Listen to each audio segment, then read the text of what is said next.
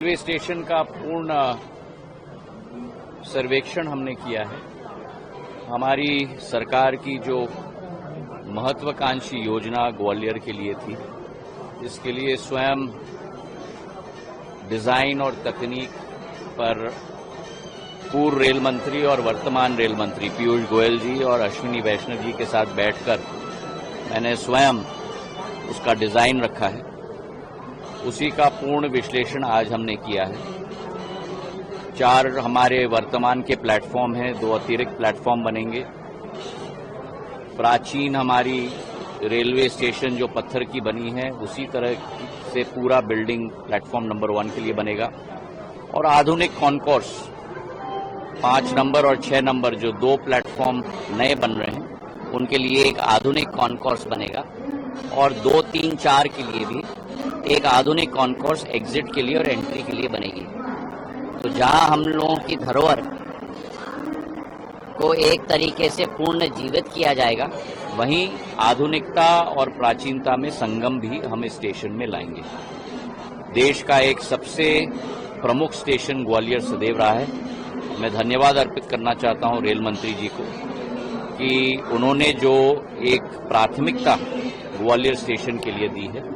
हमारी कोशिश है कि 2025 मतलब अगले साल के अक्टूबर-नवंबर तक ये तैयार हो जाए और फिर जनता को हम लोग समर्पित कर पाएं।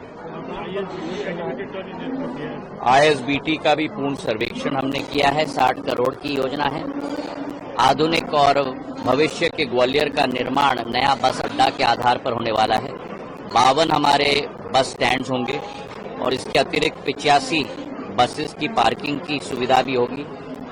करीब बहुत सारे यात्रियों के लिए बैठने की सुविधा होगी। दुकान लगाए जाएंगे, टिकटिंग की व्यवस्था होगी, वातानुकूल क्षेत्र भी होगा और पूर्ण रूप से एक भव्य बस टर्मिनस मध्य प्रदेश सरकार के द्वारा बनाया जा रहा है। मुख्यमंत्री मोहन यादव जी को भी मैं धन्यवाद अर्पित करना चाहता हूं।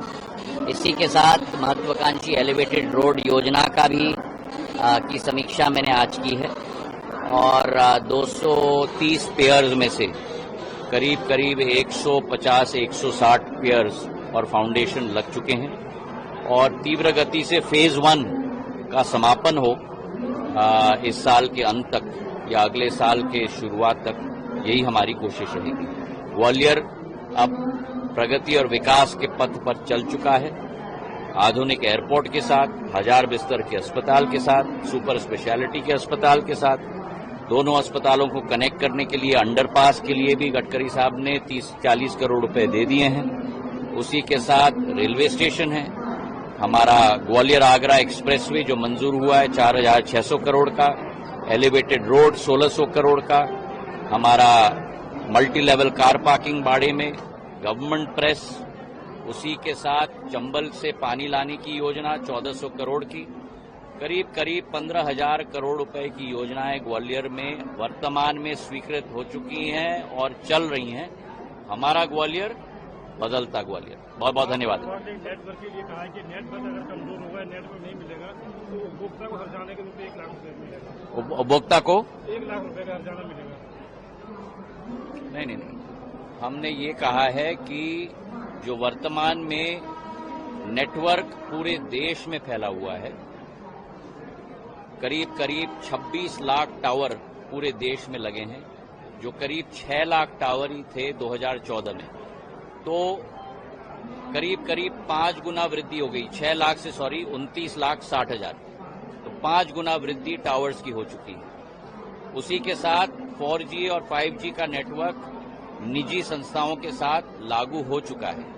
अब हमें क्वालिटी और सर्विस पे हमारा अपना ध्यान देना है ताकि कॉल ड्रॉप न हो, कम से कम सिग्नल में डिस्टर्बेंस हो और इसके लिए नियम TRA या अथॉरिटी के द्वारा कल ही घोषित किए गए हैं सर्कुलेशन के लिए।